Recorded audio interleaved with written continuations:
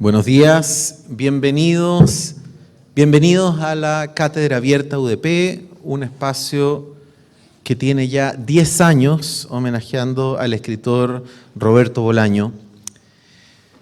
Hoy día tenemos con nosotros a una invitada especial, una persona que respetamos justamente porque se dedica al oficio del libro. Persona responsable materialmente de muchos libros importantes, desde su trabajo como directora y también fundadora de la editorial Eterna Cadencia. Me refiero a Leonora Diamant. Y como es habitual, nosotros le pedimos a alguien local, a un nativo de nuestra escuela, que haga la suerte de presentador. En este caso, tenemos el honor de tener con nosotros a Romina Pistacho. Ella, como ya saben, es profesora de la Escuela de Literatura Creativa de la Universidad de Portales. Comparte con Leonora el interés por la crítica y también por la teoría literaria. En el caso de Romina, ella estudió su licenciatura y su magíster en la Universidad de Chile, y después su doctorado en español y portugués en la Universidad de Nueva York. Su tesis de doctorado sobre la crítica de la crítica latinoamericana va a ser publicada por Veuvert el próximo año, creo. Y también su tesis de magíster, de maestría, Una perspectiva para ver, el intelectual crítico de Beatriz Arlo, fue publicada por Corregidor en Argentina en el año 2005. Dejo con ustedes a Romina Pistacho.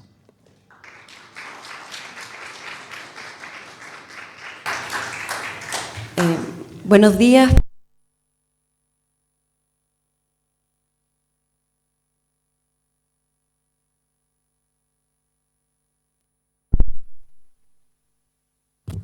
Ahí parece. Ahí. Buenos días. Primero que nada quería darles una calurosa bienvenida para escuchar a Leonora. Muchas gracias a la Cátedra Bolaño y a la Universidad por esta oportunidad de tenerla ya conversando con nosotros esta mañana. Voy a leerles entonces una pequeña presentación que preparé para hoy. En 2001 se cruzan en una disonante coincidencia dos eventos, uno personal y uno histórico, lamentable, que se hubiese preferido no vivir. Ese mismo año se da por inaugurada mi independencia económica y allende los Andes, nuestros vecinos argentinos sufrían una de las crisis económicas más agudas de su historia. Estos dos sucesos admitirían la posibilidad de que una neófita profesora de secundaria, yo, iniciara una casera tradición que se convertiría en un dulce ritual otoñal y cuyo principal objetivo era evadir la condena del nefasto impuesto local al libro. Gracias a esos viajes anuales, Argentina a Buenos Aires, no solo conocí una ciudad que hasta entonces solo se me había mapeado y dibujado en la mente a través de los textos, sino también a sus habitantes, que así como en los libros también, se me presentaban y enseñaban, aún a veces desde la desidia o el hartazgo, lo que son, guerreros incansables en la lucha de trabajar por lo que creen. Gracias a Buenos Aires y sus trabajadores culturales, pude armarme de una incipiente biblioteca, sobre todo de teoría y de revistas. Pude conocer a sus profesores, algunos intelectuales y a los transeúntes, siempre dispuestos a dejarlo todo por acompañarte un buen café, una ardua conversa y un pucho. En esos viajes otoñales de abril, en los que nos aprovechábamos de las dádivas perversas de las fiestas religiosas, nos pusimos al día en la nueva ola de la generación de cineastas independientes y las novedades literarias de la Filba, donde vimos y escuchamos por primera y última vez a Paul Auster. Y es que el flanerí de Buenos Aires se pega. Nos hizo llegar del brazo del entrañable y agudo Helio hasta los fondos más fondos de Morón para escuchar a Motosierra. Y otra de las porfiadas noches de andar sin rumbo nos condujo a esa pequeña sala de cine donde se estrenaba el desolador Memorias de un saqueo, cuyo epílogo, ante nuestras caras descoyuntadas, hizo levantarse a la audiencia que increpaba y gritaba a la pantalla con lágrimas y escupitajos el desahogo frente al vil despojo perpetrado por los supuestos garantes de la nación. Volvimos varias veces a Buenos Aires, pero la última, hace ya varios años, fue la primera en la que volví sola y a quedarme en Palermo. El de 2010 fue también un viaje generado en el cruce de las disonancias, apurado por un entierro que no debió haber sido, en solitario. No quería perder el privilegio de una increíble entrevista que había sido pactada, no sin algunos percances de organización.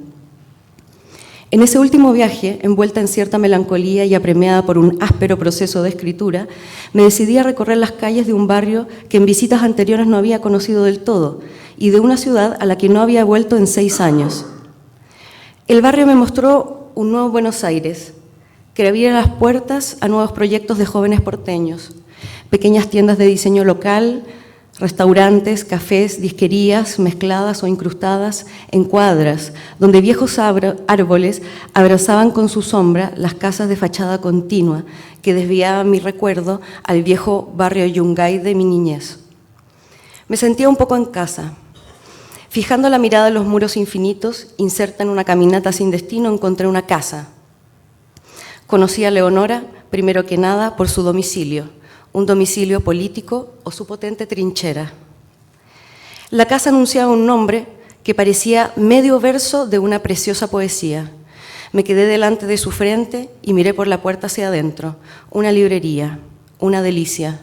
No me apuraba ni un solo compromiso, ni un solo viaje al aeropuerto. Ya había realizado mi entrevista.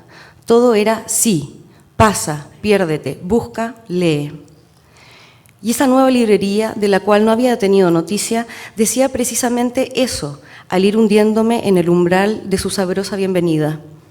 Sus muros empapelados en libros, sin duda, no quebraron la promesa. Primero, una vuelta de exploración, mirando sin mirar, reconociendo de allí a acá un nombre que no esperaba encontrar, un título que pensaba perdido, un lomo de libro cuyo color me hacía salivar. Era Eterna Cadencia, la librería de Leonora, un espacio que ella, junto a sus compañeros, había gestado para provocar. Del domicilio surgió la matriz productiva y reproductiva, una residencia donde se encuentran y dialogan transeúntes y lectores curiosos con nuevos y viejos textos, gracias a la faena fina de una trabajadora que cree que su tarea en el terreno de la cultura es intervenirla. Y eso es lo que ha hecho Leonora Diament, y es por eso que la conozco y se las presento. Ella, trabajadora cultural, es una obrera que no solamente abre el espacio a la lectura con su librería, no solamente amplía la zona indómita de las nuevas voces y escrituras, sino que con cada labor que ha realizado nos convence que vale la pena nuestro trabajo y es posible provocar profundas y reales transformaciones. Nos lo muestra con resultados y, por supuesto, con su trayectoria, para nada ajena entre nosotros, porque Leonora Diament también estudió licenciatura en literatura, también ha tenido que publicar artículos, lo hace sobre teoría y crítica literaria, también ha ido y ha leído a congresos nacionales e internacionales y ha escrito un libro que, y no me parece casual, habla sobre los intelectuales y entre ellos uno subversivo, H. A. Murena, defensor del pensamiento crítico, que según sus propias palabras, abro comillas, no reflexionaba sobre objetos previamente construidos, sino que se preguntaba por los términos en los cuales un saber era posible. Leonora también es profesora y hace clases de teoría y análisis literario en la UBA y paralelamente se ha convertido en una de las editoras independientes que ha desafiado la transnacional y el mainstream bajo una fuerte convicción de que su trabajo, esta labor editorial, compromete un modo de intervención en la sociedad en la que se habita. ¿Acaso esto también lo cree, como enfatiza en sus entrevistas, del catálogo y la selección literaria y ensayística que junto con su comunidad editorial realiza, pero también, como podemos certificar, en los avatares de su recorrido, de todas las tareas que comete? Como vemos, la librería y editorial que Leonora gestó junto a su comunidad no es solo, y también lo es, un precioso edificio emplazado en un barrio que se transforma. Es, pienso, un espacio de movilización. Los recovecos y rincones que se descubren en la casa remedan las estrategias y aparatos que este proyecto utiliza para precisamente intervenir en el espacio social. Nada ha sido olvidado, nada sobra, nada es exceso, sino contribución y gesto político. Libros y libros, libros que recogen lo nuevo y reivindican a los olvidados que es necesario volver a leer. Poesía, ensayo, narrativa y géneros cruzados. Un blog en el que en permanente actualización, atiborrado de entrevistas, noticias, invitaciones a eventos, puestas al día, redes sociales activas e interesantes, circulación. Todos los flancos cubiertos como si se tratara de la única guerra que vale la pena dar y ganar. En sus palabras, las que he podido conocer y escuchar, adivino sus lecturas y las comparto, y no puedo sino reconocer y corresponderle esa convicción de que nuestro lugar como profesores, editores, investigadores y escritores es precisamente la de intervenir en la sociedad en que vivimos y hacer dialogar las voces que en ella se encuentran. Esta mañana oiremos a Leonora Diament, que precisamente compartirá con nosotros sus reflexiones acerca de la idea de proyecto. De proyecto digo, porque cada uno siempre uno siempre guarda bajo el abrigo una esperanza. Porque el proyecto quiere grabarse, quiere registrarse a través de la voz y la letra del que lo levanta.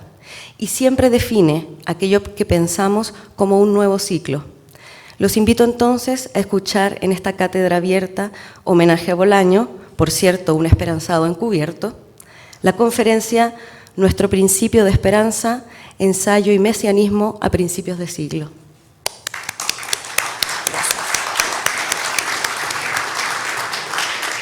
Muchísimas gracias. Gracias a todos por estar hoy aquí para escuchar estas ideas que quiero compartir con ustedes. Gracias a Romina por la generosísima presentación que hiciste. No quiero dejar de mencionar a Pablo Brown, que es el dueño de la librería. Yo humildemente estoy a cargo de la editorial que se creó 2 años después de la librería. Pero gracias por todas tus palabras. Gracias a la cátedra, por supuesto, por la invitación, a Cecilia García Huidobro y a todo su maravilloso equipo. Y gracias a la universidad en general. Estoy aquí también para dar clases que comienzan hoy a la tarde en el Magíster de Edición. Gracias a Andrea Palet, también. Así que puro agradecimiento por permitirme estar aquí. El texto se llama Nuestro principio de esperanza, ensayo y mesianismo a comienzos de siglo. Tengo algunas citas que luego voy a proyectar simplemente porque son un poco largas y para no aburrirlos o cansarlos, las voy a proyectar para que acompañen la lectura. Hay razones para el pesimismo, sostenía George D.D. Huberman hace unos pocos años. Pero claro, siempre hay razones para el pesimismo y el siglo XX no ha hecho más que confirmárnoslo.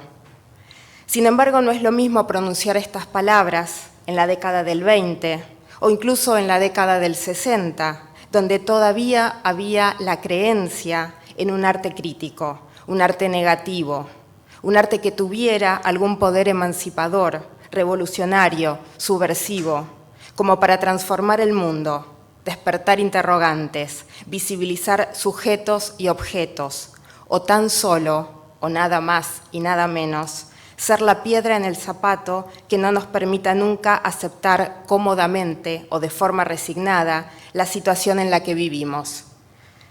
Adorno decía en Mínima Moralia, la paja en tu ojo es la mejor lente de aumento.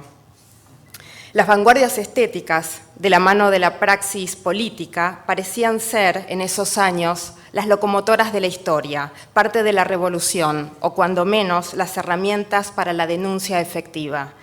La modernidad había esculpido los siglos XIX y XX con la esperanza como cincel.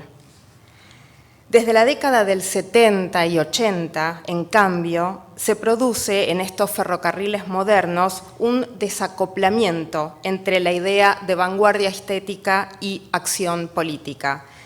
Así, desde fines del siglo XX, producto de las derrotas de los socialismos europeos, del avance neoliberal en el mundo, de las teorías del fin de la historia, el arte deja de pensarse como liberador y la idea de una vanguardia estética y política se vuelve puro recuerdo.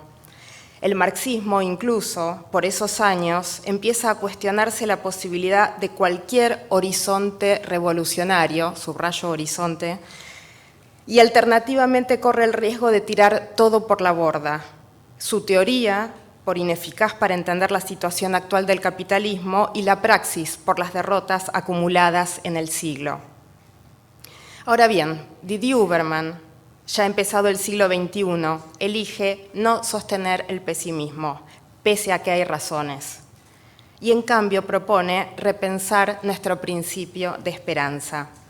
Así es como, siguiendo a Didier Huberman, que seguramente sigue a Ernst Bloch, empecé hace un tiempo a rastrear ese principio de esperanza o su falta en algunos teóricos y críticos para repensar la relación entre teorías del arte pasadas y presentes y un concepto tan poco formal y académico, si me permiten, como es el de esperanza.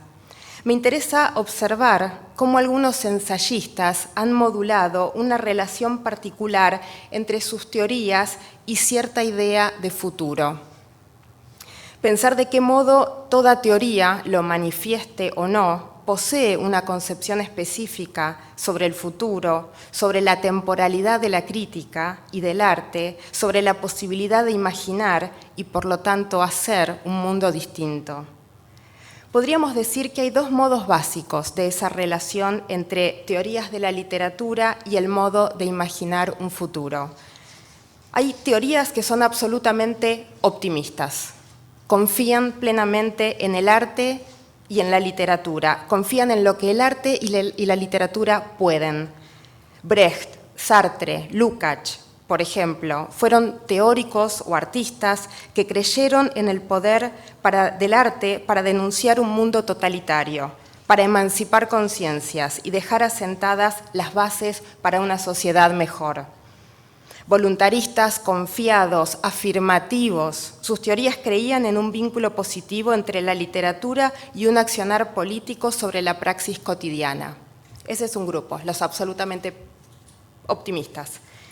Por otro lado, hay teóricos pesimistas, aquellos que creen que la situación en la que viven es apocalíptica y no hay nada para hacer. Perry Anderson, por ejemplo, en los años 80, descree del marxismo como praxis revolucionaria y declara de alguna manera su derrota final. Agamben, por poner otro ejemplo en un sentido muy diferente, es un pensador que por momentos se vuelve catastrófico y declara el fin rotundo de la experiencia en el presente.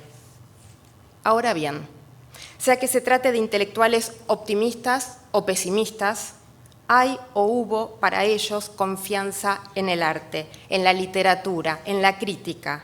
Y lo que hay al final del camino para ellos es un gran horizonte por el que vendrá la revolución o el apocalipsis final. Y en cualquiera de los dos casos no deja de ser una escatología, una teoría sobre el final de los tiempos. Sin embargo, podríamos postular una tercera posición que me gustaría indagar hoy con ustedes.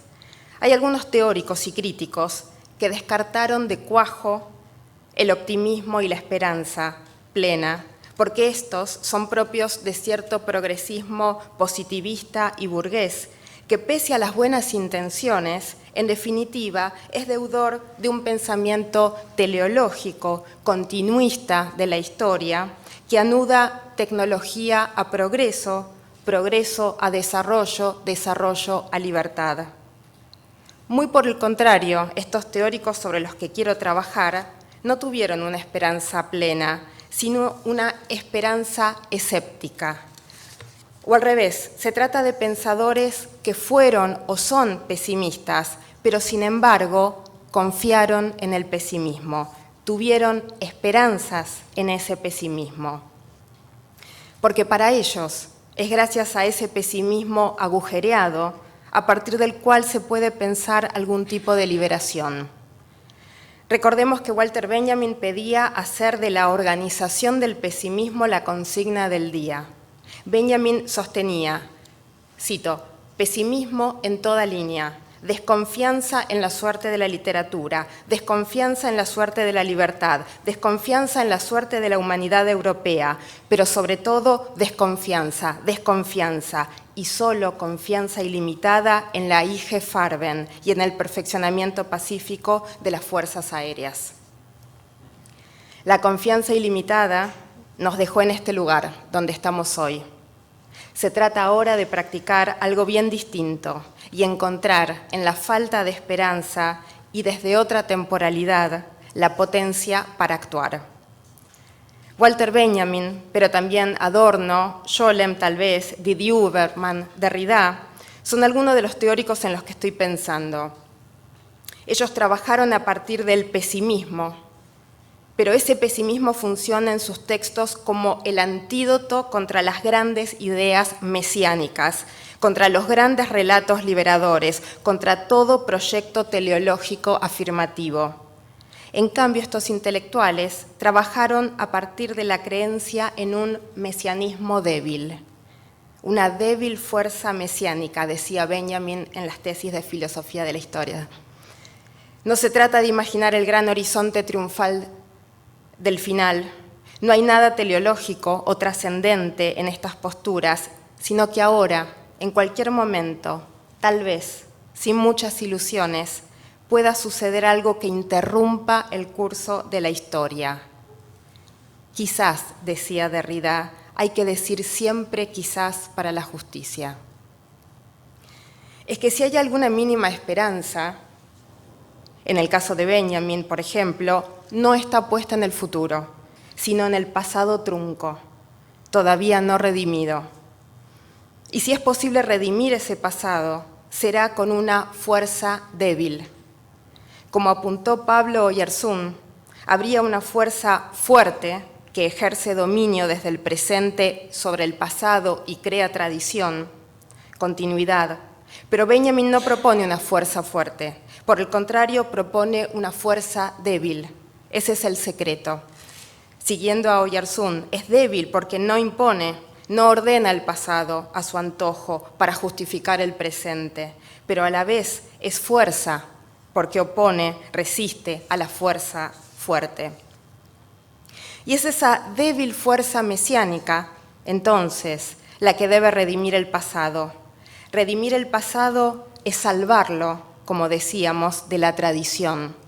Denunciar los modos de transmisión de la tradición siempre en manos de los vencedores, como herramientas de dominio y continuidad.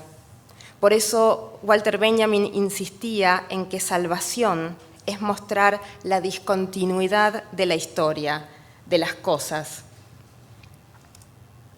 ¿De qué son salvados los fenómenos?, se preguntaba Benjamin, y respondía, de la catástrofe a que los aboca la exposición que hace de ellos un determinado tipo de tradición, honrándolos como herencia. Quedan salvados en ellos, mostrando en ellos la discontinuidad.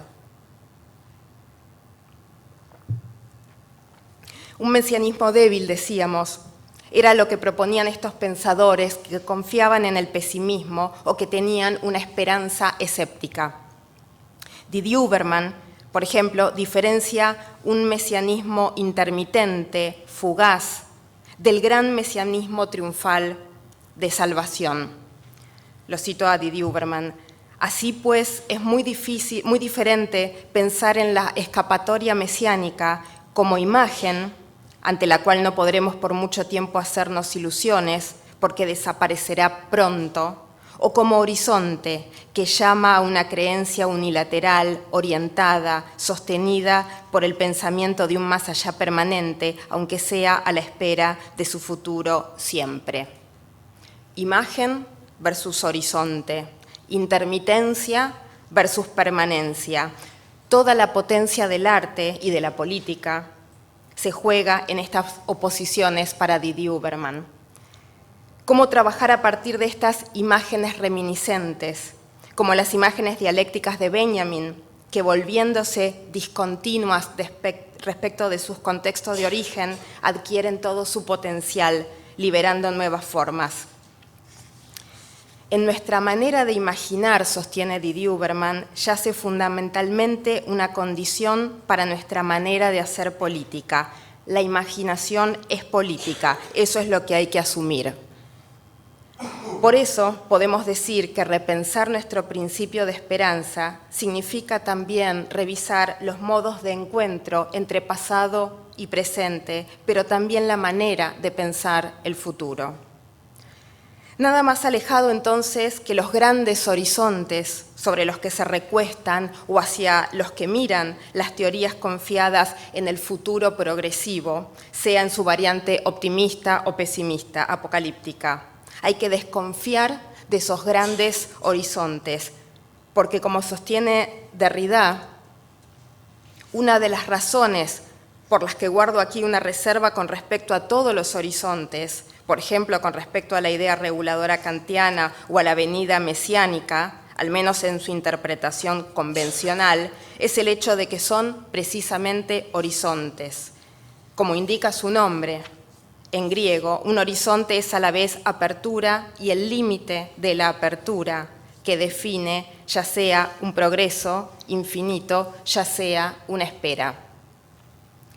Contra toda concepción de la historia teleológica, programable, pero también contra toda espera sin acto. Porque para Derrida, la justicia, que tal vez sea el nombre que utiliza para nombrar la esperanza, la justicia no espera, sino que desgarra el tiempo. La justicia no forma parte de una temporalidad continua, calculable, medible, razonable en términos de causas y consecuencias, como sí lo haría el derecho, sino que está marcada por la interrupción de toda deliberación, de toda regla. ¿Cómo podríamos ser justos o equitativos si solo seguimos leyes y cálculos que nos preceden y por lo tanto invalidan nuestra libertad de decisión? Lo mesiánico en Derrida se transforma así en una mesianicidad sin mesianismo, como él mismo la denomina. La justicia y la mesianicidad que le interesan a Derrida tienen que ver con una fuerza incalculable, con la aparición de un acontecimiento singular imprevisto, y no con una llegada esperable y esperada a un horizonte final. Así funciona también la literatura, por supuesto, como la posibilidad de una especie de juricidad subversiva absolutamente singular. Decía recién que me interesaba revisar e interrogar una categoría tan poco materialista a primera vista como es el concepto de esperanza. Pero más interesante todavía es observar, como acabamos de ver, el modo en que esta idea de esperanza escéptica o deshilachada, esta confianza en el pesimismo, con su correspondiente concepción sobre el futuro, es acompañada por cierto tipo de mesianismo que envuelve la mirada crítica sobre la literatura y el arte. En ese sentido, más allá de las categorías materialistas, marxistas, postestructuralistas que el crítico, Derrida, Didier Huberman, Benjamin, decide utilizar, es curioso que la metáfora de la crítica y del arte como mesiánicas, incluso como redentoras, aparezcan con cierta insistencia. El arte y la crítica como lugares de salvación. Artefactos estéticos, imágenes, ensayos que creen que hay elementos que deben y pueden ser salvados, pueden ser arrancados de una historia de opresión y puestos en otra serie o constelación que libere sus potencialidades. Creen que hay posibilidades que quedaron truncas en la historia y, sin embargo, todavía puede haber una oportunidad para ellas si se las sabe leer, mirar, encontrar en el presente.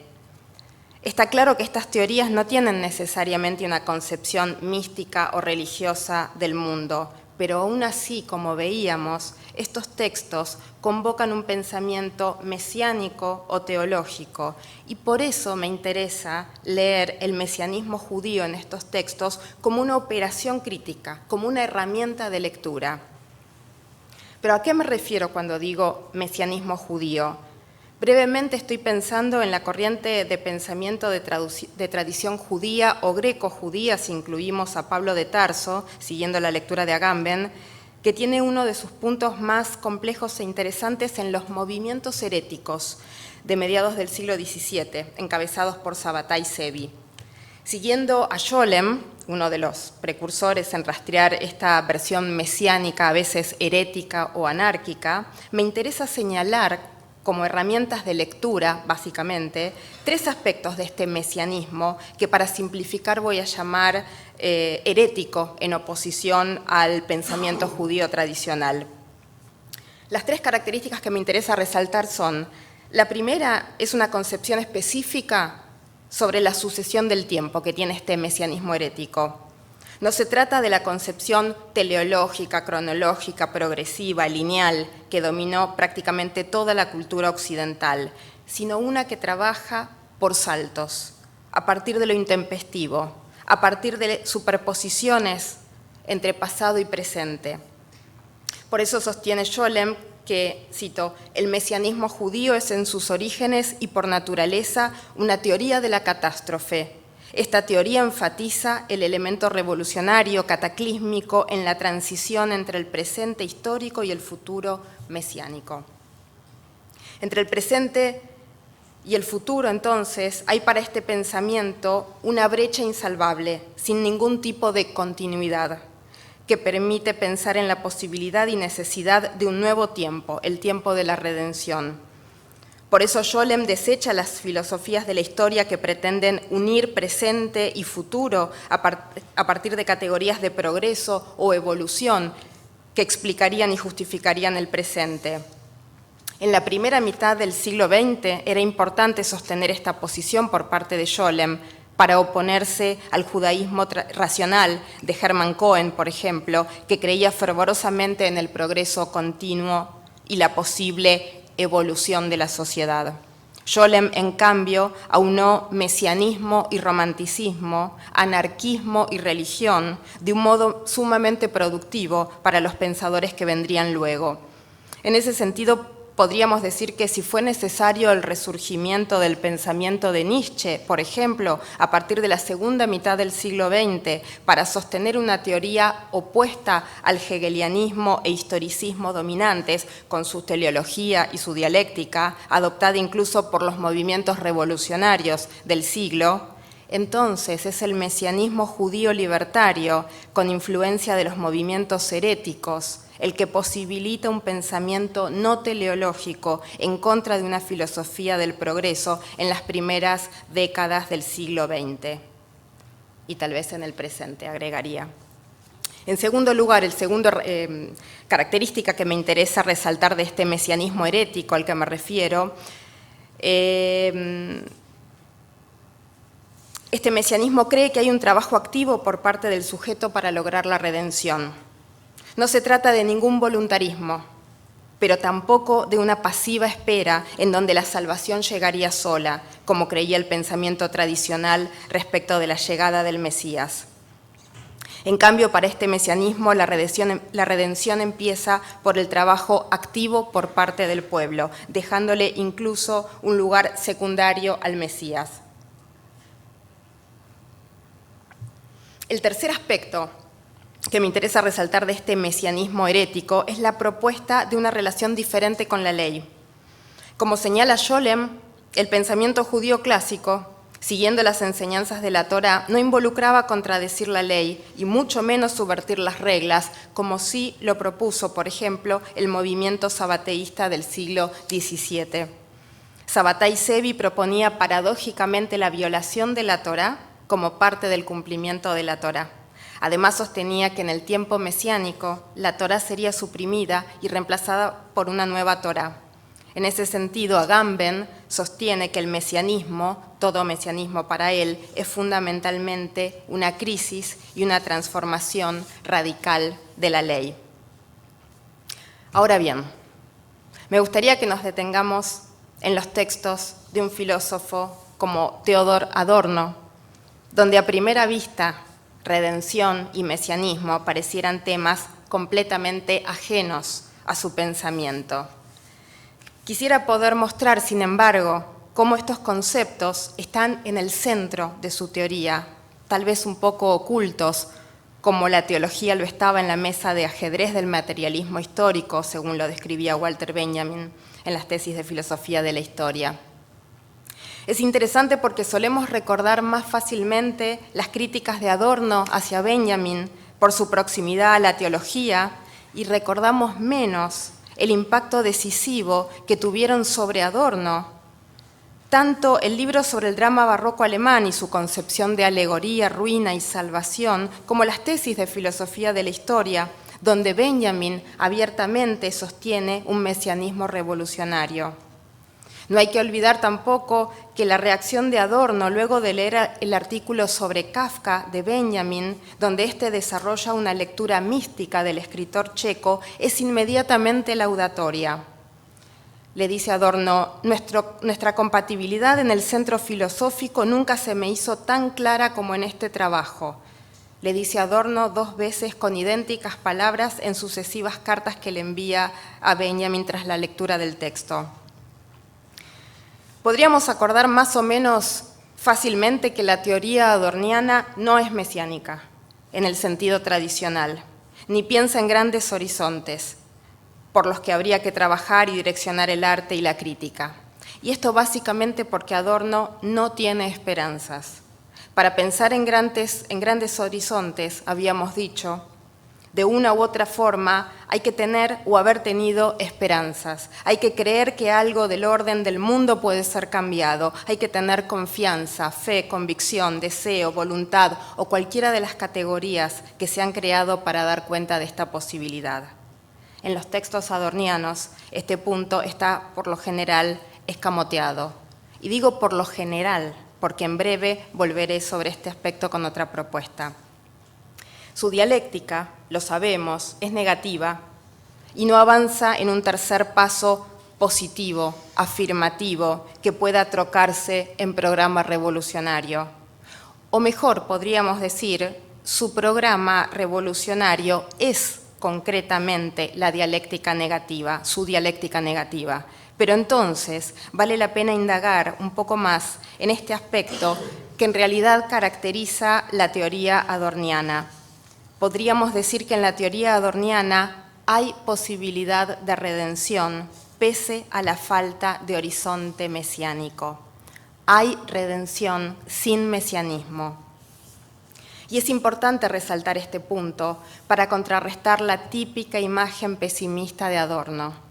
No alcanza con describir a Adorno como un escéptico, un nihilista, porque su dialéctica negativa se propone como un ejercicio permanente de redención del mundo, de desencantamiento de la segunda naturaleza, de los conceptos naturalizados, y al mismo tiempo liberación de las potencialidades de los objetos para imaginar una posible salvación de la vida dañada.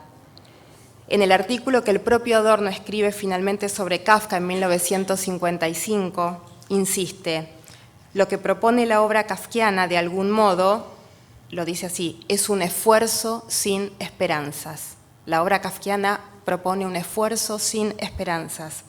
Y eso es lo que hay que indagar. ¿En qué consiste ese esfuerzo sin esperanzas? Todavía no llegué. ¿En qué consiste ese esfuerzo sin esperanzas que hay que realizar, que Adorno asume casi como un mandato, aunque no haya esperanzas? Son muy pocas las veces, tal vez se pueden contar con los dedos de una sola mano, las oportunidades en las que Adorno habla explícitamente sobre redención. 2 de esas oportunidades, las más extensas, ocurren en una carta a Benjamin en 1934, reflexionando justamente sobre Kafka. Y de un modo todavía más desarrollado, Adorno lo hace al final de su libro Minima Moralia. Permítanme leerles estas 2 menciones. En la carta de 1934, Adorno comenta que desde hace muchos años reflexiona sobre Kafka como una fotografía de la vida terrenal, desde la perspectiva de la vida redimida, de la que no se ve nada más que una punta del paño negro, mientras que el enfoque espantosamente desplazado de la imagen no es otro que el de la cámara misma puesta en oblicuo. Esto es Adorno hablando de Kafka. La segunda cita, la de Mínima Moralia, dice: el único modo que aún le queda a la filosofía de responsabilizarse a la vista de la desesperación es intentar ver las cosas tal como aparecen desde la perspectiva de la redención. El conocimiento no tiene otra luz iluminadora del mundo que la que arroja la idea de la redención. Todo lo demás se agota en reconstrucciones y se reduce a mera técnica. Es preciso fijar perspectivas en la que el mundo aparezca trastocado, enajenado, mostrando sus grietas y desgarros, menesteroso y deforme, en el grado en que aparece bajo la luz mesiánica. Situarse en tales perspectivas, sin arbitrariedad ni violencia, desde el contacto con los objetos, solo le es dado al pensamiento. Vemos de este modo cómo para Adorno la redención no es la salvación efectiva, la llegada de un paraíso prometido, sino que es un punto de vista. La redención es un punto de vista, una perspectiva. Es la luz que permite ver la vida alienada, la opresión, la sujeción, el dominio. No es una luz que salva milagrosamente, que redime por la sola creencia en ella o por su sola aparición. Tampoco muestra el paraíso o una vida redimida. No muestra nada esa luz, tan solo posibilita ver aquello que no siempre vemos, una vida de opresión, una vida dañada por el capitalismo. La luz redentora no muestra el paraíso prometido entonces, sino el infierno en el que vivimos. Nos muestra el mundo, como leíamos recién, trastocado, enajenado, mostrando sus grietas y desgarros. El punto de vista de la redención, entonces, funciona más como una mediación que como contenido mismo, porque, como decía Adorno, se trata de un enfoque que está espantosamente desplazado, porque la cámara misma está puesta en oblicuo. Es necesario ese leve corrimiento, el sutil desfase de la cámara, podríamos decir, para poder hacer verdaderamente foco. La luz redentora funcionaría como un ligero extrañamiento sobre nuestra vida cotidiana. Y como esta teología adorniana lo que muestra es el infierno y no el paraíso, es una teología inversa, como él misma la llama. No enseña un futuro efectivamente redimido, no es teleológica, no nos muestra un más allá, no nos muestra ninguna trascendencia, sino que nos muestra lo opuesto del paraíso, el horror del presente en el que vivimos. Esa teología inversa funciona también en algún sentido como el ángel de la historia de Benjamin, que mira hacia atrás. No mira el futuro como las habituales concepciones escatológicas de la salvación, sino que está de espaldas al futuro y sin nostalgia mira hacia atrás, porque solo le incumben los escombros del pasado y el presente. La luz de la redención en Adorno viene del futuro o de algún sitio y solo sirve para iluminar el presente y el presente en relación con el pasado superpuesto, acoplado, montado sobre el presente, como esa débil fuerza mesiánica de la que hablábamos hace un rato. En ese sentido, la teología inversa adorniana no puede leerse sino en sintonía con la noción de alegoría de Benjamin. La teología inversa, la alegoría, lo que hacen es leer en las ruinas, los escombros, la historia de los vencidos, la historia como catástrofe permanente, la no eternidad de la naturaleza. Por eso Benjamin decía en el fragmento teológico político que la naturaleza es mesiánica por su caducidad eterna y total. Que sea histórica, que pueda perecer la naturaleza y modificarse, significa que las cosas pueden ser de otra manera, que las cosas pueden ser redimidas.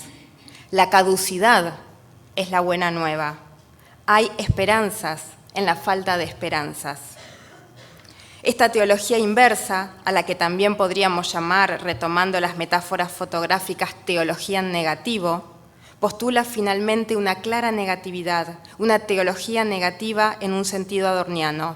Al ser negativa, al mostrar lo contrario, lo otro, denuncia lo mismo, y señala lo distinto, liberando simultáneamente posibilidades. Por eso también esta teología negativa adorniana lee ruinas desde la crítica, trabaja con restos desde el arte. Adorno apunta que Kafka producía arte tomando como material único la basura de la realidad. Kafka no esboza directamente la imagen de la sociedad naciente, sino que la monta con productos de desechos, separados de la sociedad muriente por lo nuevo que se forma. En vez de sanar la neurosis, Kafka busca en ella misma la fuerza salvadora, que es la del conocimiento. Las heridas que la sociedad infiere al individuo son leídas por éste como cifras de la no verdad social, como negativo de la verdad. Es con los desechos, a partir de los restos, concepto además muy caro al mesianismo judío, que se puede construir algo, porque esos escombros muestran de manera inversa la verdad de la opresión, de la alienación. Y en ese sentido, Kafka le resulta a Adorno ejemplar. Sus textos valen porque son máquina rota, descompuesta. Su potencia es potencia de descomposición, decía. Ahora bien, hay que trabajar con estos desechos en tanto desechos, porque en Adorno nunca se trata de reparar, conciliar, eso sería proponer un arte falso. Es necesario trabajar con fragmentos, porque son el lugar donde sí es posible algún tipo de redención, algún tipo de fuerza salvadora, de promesa. Dice Adorno, esa promesa se enlaza con la salvación de las cosas que no están entretejidas con la conexión culposa, las cosas introcables, las cosas inútiles. A ella apunta la más profunda capa significativa de lo caduco en Kafka, mientras que en los interiores en que habitan los hombres habita la desgracia, los rincones de la infancia, lugares abandonados como la caja de la escalera, son rincones de esperanza. La resurrección de la carne debería tener lugar en un cementerio de automóviles. La inocencia de lo inútil pone contrapunto a lo parasitario. Sería interesante leer una cantidad de novelas argentinas y chilenas que trabajan con el resto, con el fragmento. Una muchacha muy bella de Julián López, Avenida 10 de Julio de Nona Fernández, Taxidermia de Álvaro Bizama. Es todo un tema aparte que queda por trabajar. No en el interior de un hogar, entonces, como decía la cita, concepto burgués e idealista, sino en los lugares abandonados u olvidados donde el valor de cambio pierde operatividad. En esos lugares sí hay esperanza. Lo que habitualmente leemos como el momento utópico en la teoría adorniana, donde la dialéctica podría devenir otra cosa, un momento de paz, como él mismo lo llama, un momento de no violencia del sujeto frente al objeto, en este contexto que propongo, aparece bajo la influencia benjaminiana como momento de filiación teológica. Porque si algo está claro es que es Kafka, al igual que Benjamin, el que pone de relieve en los textos adornianos la perspectiva teológica de sus reflexiones. No es casual que las frases que estamos citando aquí sean en su mayoría de los artículos sobre el escritor checo. Efectivamente es la constelación Adorno-Benjamin-Kafka la que posibilita estas reflexiones. Ahora bien, en el pensamiento de Adorno, la crítica junto con la filosofía es la encargada de prestar atención a estos desechos, a estos fragmentos, a estas ruinas y redimir todos aquellos elementos que pueden ser redimidos en los textos. La comprensión de las obras de arte no ocurre por sí sola. La redención no ocurre por sí sola. Como decía Adorno en el fragmento de Mínima Moralia, el único modo que aún le queda a la filosofía de responsabilizarse a la vista de la desesperación es intentar ver las cosas tal como aparecen desde la perspectiva de la redención. La filosofía y la crítica entonces son las que deben asumir esta tarea de redención. Es necesaria la crítica para que el contenido de verdad de la obra se despliegue. Todo lo que puede ser, solo puede ser gracias a la crítica que desarrolla y redime. Redimir es ejercitar la dialéctica negativa, extraer lo otro. lo no idéntico de lo idéntico, extraer la naturaleza de la historia y la historia de la naturaleza. Es como quería Benjamin liberar aquello que quedó sojuzgado, oprimido, violentado. Y por eso es importante que la dialéctica sea negativa. Si se supera en un nuevo estadio, al modo hegeliano, ese polo se integra a su opuesto. No puede haber integración, reconciliación posibles en esta sociedad mientras haya opresión. Sería falso si lo hubiera. Solo puede haber ejercicio de negación. Así la redención adorniana no es trascendente, es aquí y ahora, porque las posibilidades están contenidas en los modos de concebir y pensar nuestra sociedad, nuestra vida.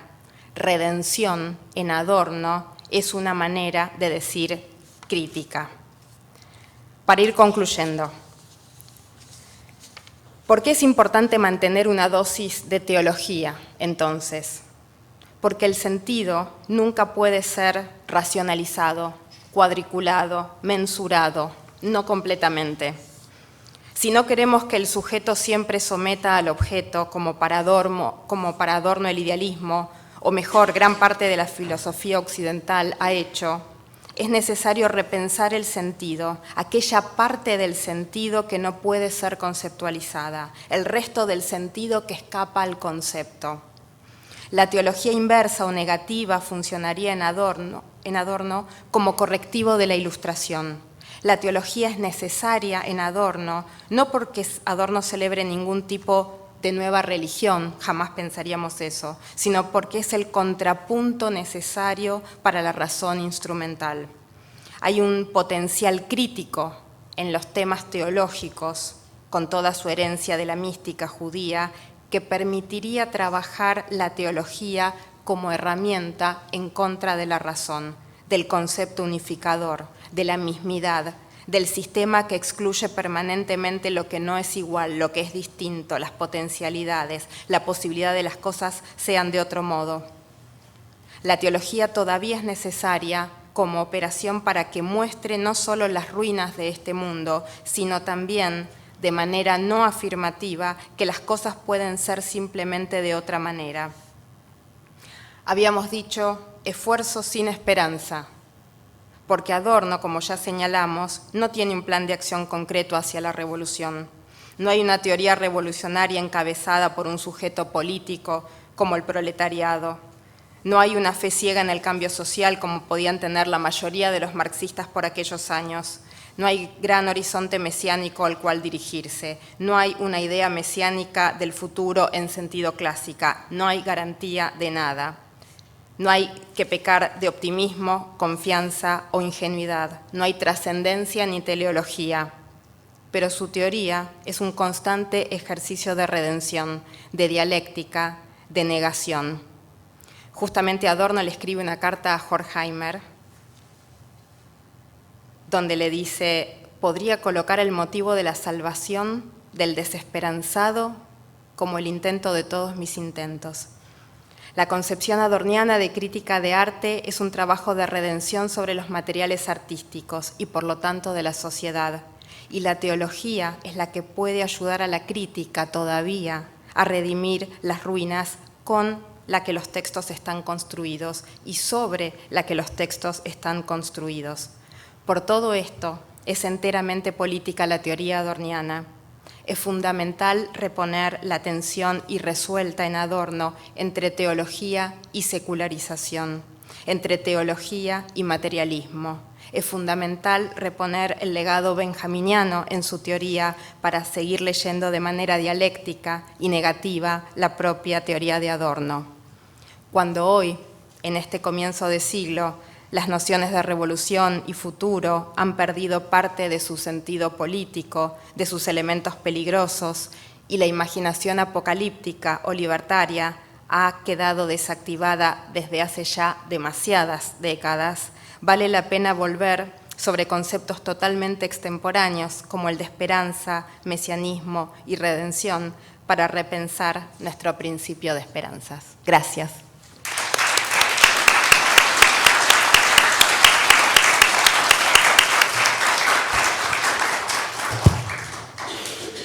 Muchas gracias, Leonora, por una preciosa ponencia. Gracias. Que como planteaba de alguna manera en la presentación, intuí, ¿no? La idea de proyecto, ¿no? Tengo algunas preguntas que bajan un poco la discusión a la praxis personal. Porque nosotros sabemos a ciencia cierta la importancia que han tenido los autores que tú estás investigando desde una perspectiva distinta, ¿no? Desde ideas como que para algunos teóricos que recogen precisamente a Scholem, Adorno, Benjamin, exilian un poquito la parte del mesianismo, la esperanza, precisamente por las posiciones que ocupan en el campo intelectual, pero sabemos que han rescatado, ¿no? El pensamiento de estos autores. Bueno, Derrida, el mejor ejemplo, que diseminó a través de sus propuestas, ¿no? La semilla de la desconfianza y la sospecha, y a partir de ahí y la reivindicación de lo no visto, y por lo tanto desde ahí no sé, en el ámbito de la crítica latinoamericana, ¿no? Los estudios subalternos, el poscolonialismo, incluso las teorías, bueno, la teoría de género y todo lo que la teoría de género incluye dentro, ¿no? Pero me llama la atención que a pesar de ese rescate que se hizo de la propuesta benjaminiana, de la propuesta de Scholem, la de Adorno quizás siempre fue un poco más dejada de lado porque se le acusó siempre a Adorno, ¿no? De conservador, que tocó el jazz, entonces ya nadie lo quiere, etc.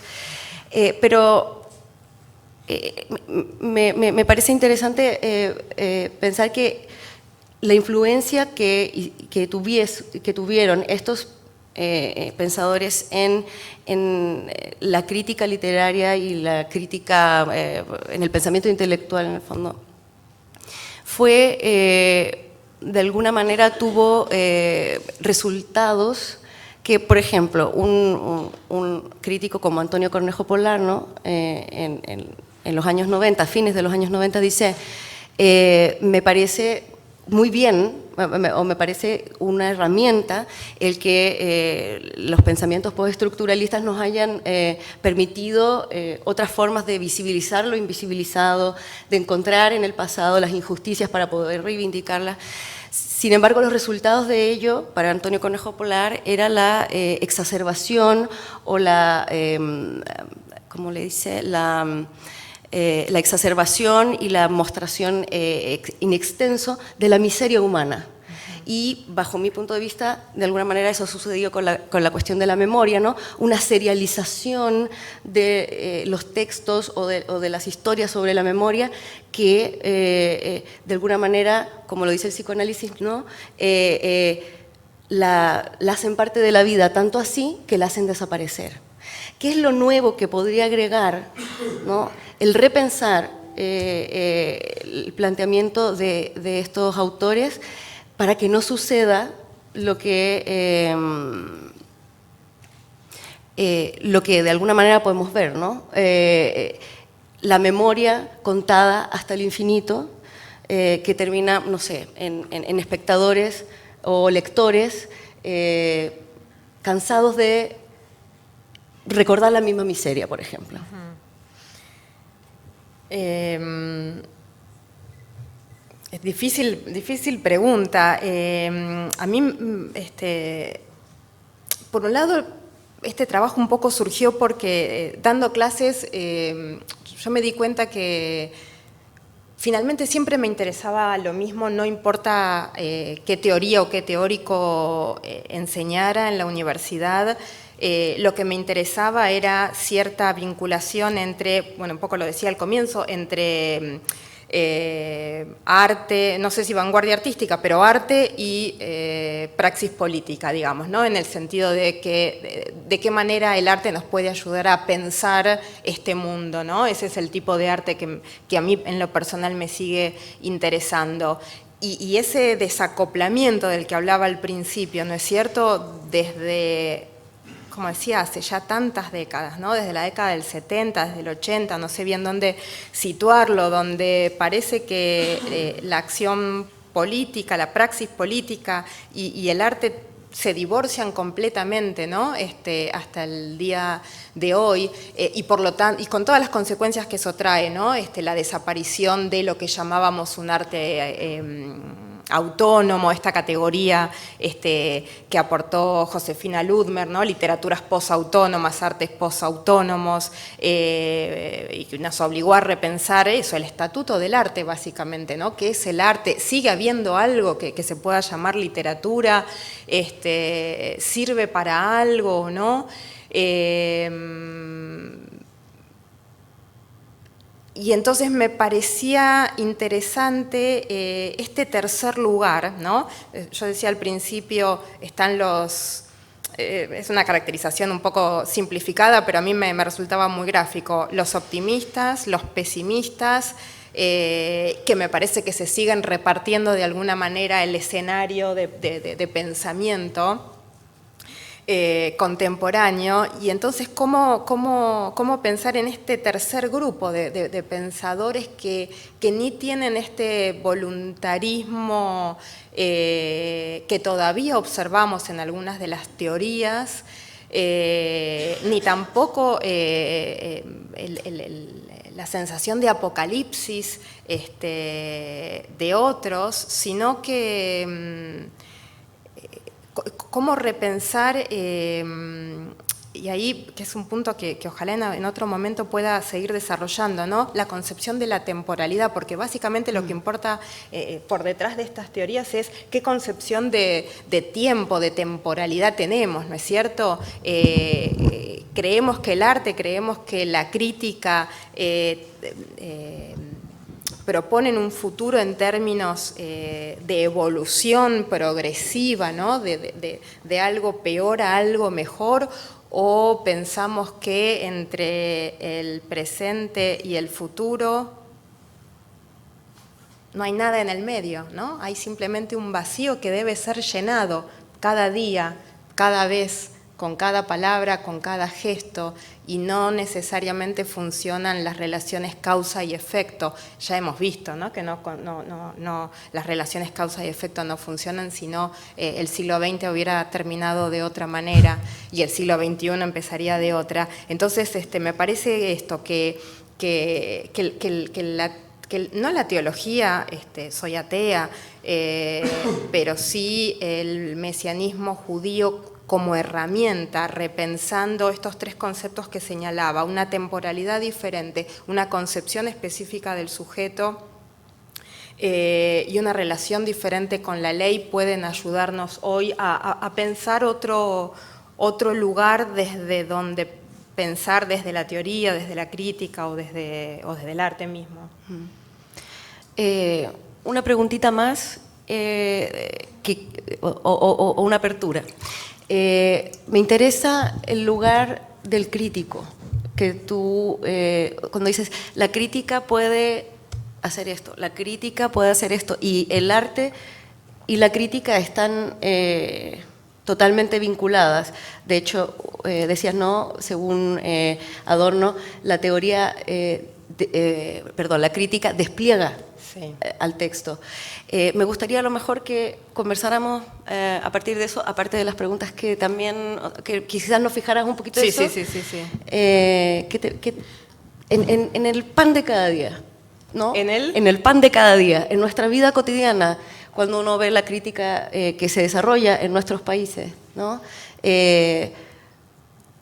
Aun cuando han pasado años y años, y la discusión sobre la ciudad letrada pareciera que estuviera obsoleta, no lo está. ¿Dónde estamos los críticos? ¿Dónde está la gente que lee los libros? ¿Cuál es el nexo? Y si existe un nexo. Es un punto bien complicado el que tocas, porque es en realidad esta es la idea que tiene Adorno, idea a la que suscribo, pero es una idea absolutamente controvertida. Esta idea de que la crítica es la que, junto con la obra de arte, pueden desarrollar todo el potencial que hay adentro, ¿no? insisto, es absolutamente discutible esta idea, pero a mí me gusta seguir pensándola de esa manera. La obra de arte necesitaría de la crítica, no porque le falte algo y necesite del genio crítico iluminado en absoluto, pero hay algo del pensar con,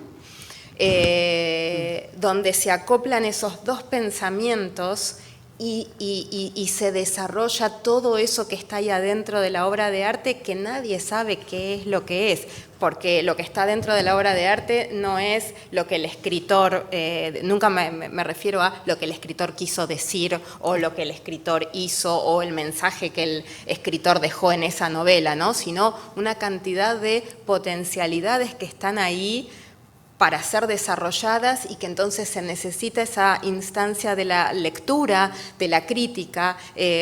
La palabra que usa Adorno es, hablando del crítico, él dice que es el que co-realiza la obra, ¿no es cierto? Co-realiza. Entonces es ese pensar con la obra el que permite eso. Y a mí es una idea que me sigue pareciendo absolutamente productiva.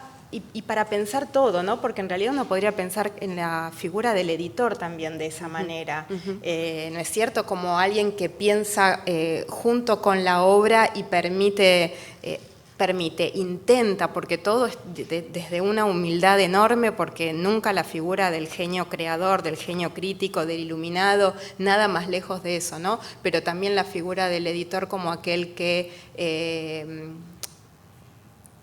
correalizar sería leer y poner en circulación, ¿no es cierto? Hola, Hola. Gracias por la conferencia y gracias por tus palabras, Leonora.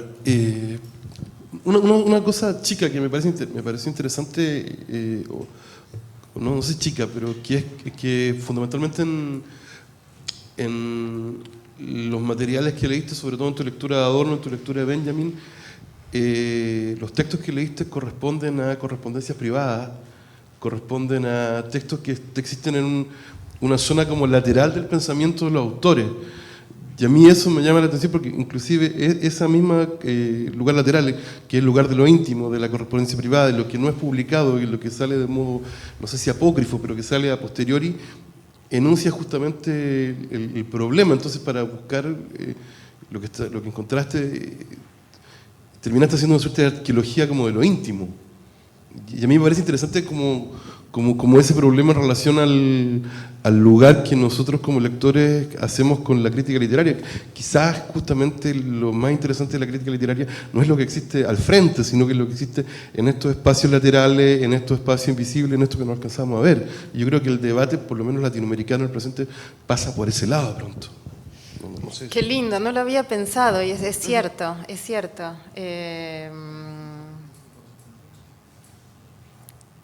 Sí, es muy lindo.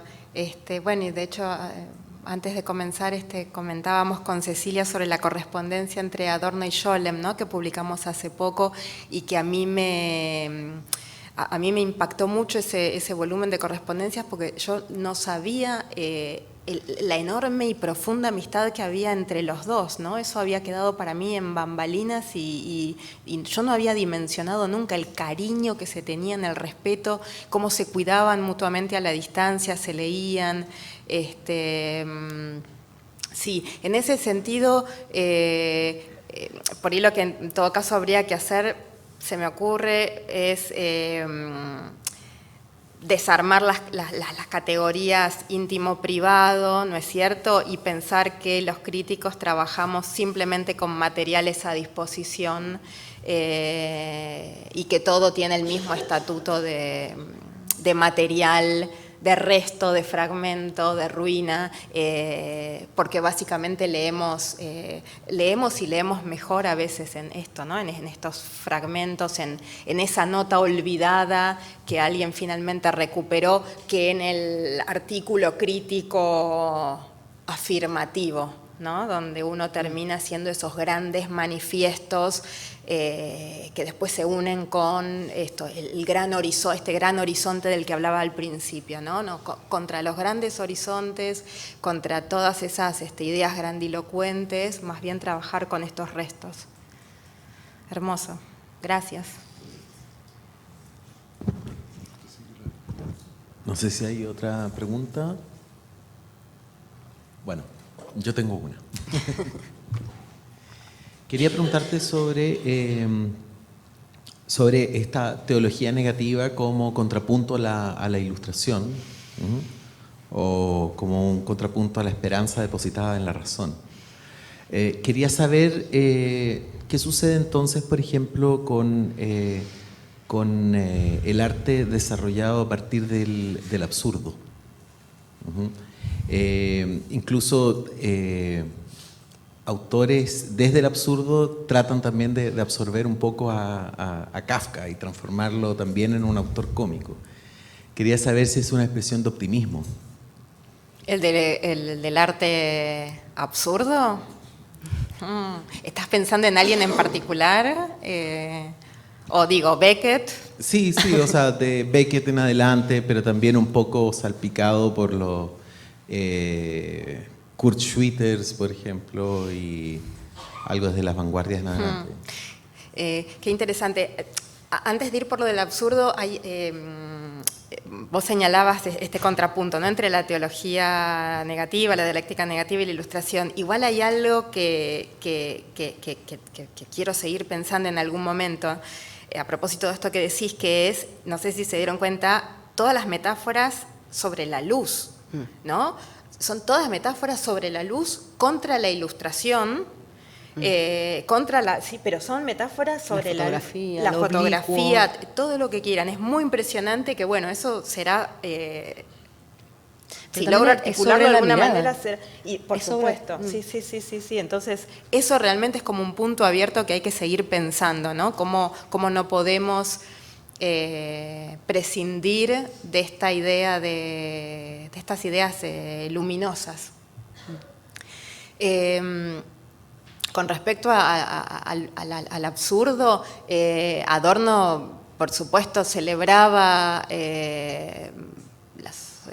los textos de Beckett, por ejemplo, y desde otro punto los de Joyce, en el sentido de aquellos textos que desarmaban las categorías tradicionales, estéticas, burguesas, de sujeto, ¿no?, como una entidad con principio y fin, novelas con principio, nudo y desenlace. A veces parece algo viejo seguir diciendo estas cosas, y sin embargo uno ve lo que aprenden los chicos en la escuela y son las categorías que se siguen utilizando, ¿no es cierto? ¿Cuál es el personaje principal? ¿Cuáles son los personajes secundarios? ¿Cómo comienza? ¿Cómo termina? No terminamos de desembarazarnos de este tipo de categorías integradoras, armónicas, y en ese sentido los textos de Beckett dinamitaban para Adorno y por eso eran tan felices, por poner un adjetivo, esos textos, ¿no? Ahora, si son esperanzadores o no, habría que releerlos y pensarlos en función de esto. Quiero creer que sí, sin releerlos, quiero creer que sí, en este sentido que decíamos antes. Esa frase de Benjamin, no sé si recuerdan, la caducidad es la buena nueva, ¿no?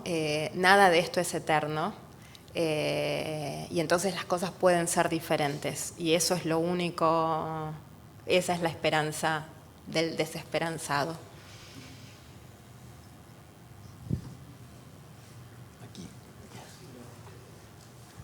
Leonora, muchas gracias por la exposición. Ahora que te detenías en esta cuestión de la luz como metáfora, pensaba, ¿no?, en otro concepto que es benjaminiano, el de la iluminación profana, que dice tanta relación, ¿no?, con estas categorías que nos mencionaban en Adorno y con esta negatividad, ¿no?, de De hecho, para Benjamin escudriña, ¿no?, esta cuestión en los surrealistas, ¿no?, donde está todo este trabajo de volver a vincular arte-vida, ¿no?, ya haya sido de una manera equívoca o no, los caminos que tomaron. Y volviendo y retomando esa figura de Benjamin y la idea de la iluminación profana, me viene a la mente que se ha publicado hace poco acá en Chile, Wers lo publicó, La tarea del crítico de Benjamin, y te quería preguntar, es una pregunta como muy así para desarrollar, ¿hasta qué punto Benjamin, todavía hoy, que estamos en el 2017, creo, o a mi juicio veo en él y en esos textos, una especie como de modelo del crítico contemporáneo? No sé si tú lo ves de esa misma manera, como una especie de modelización de lo que debe ser la tarea estética del crítico y política.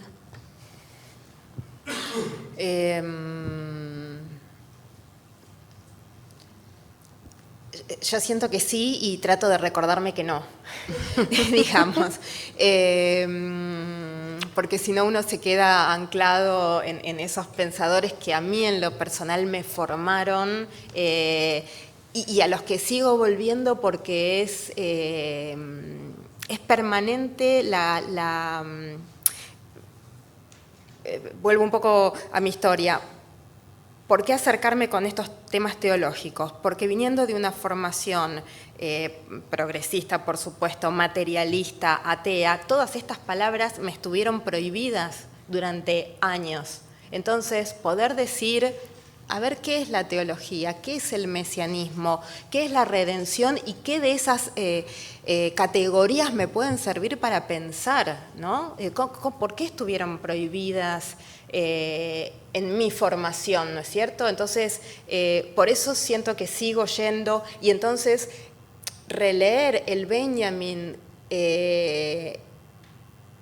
más difícil en el sentido de ese Benjamin que habla de la salvación, ¿no es cierto? Es todo un desafío, para mí por lo menos, ¿no es cierto? Para poder volver a esas categorías y aprovecharlas como herramientas de análisis.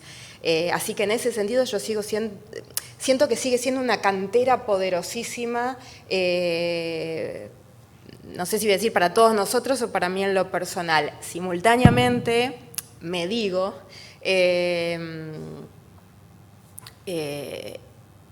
no hay que dejar de leer a los autores del presente, ¿no es cierto?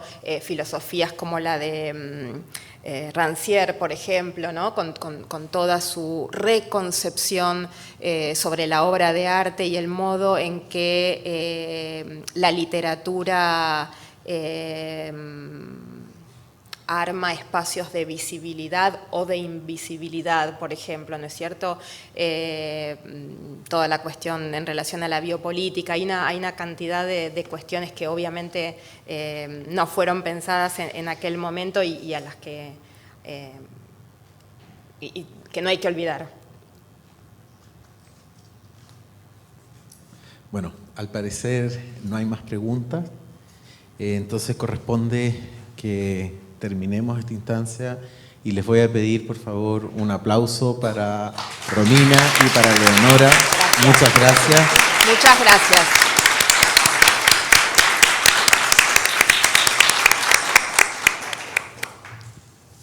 Eso es.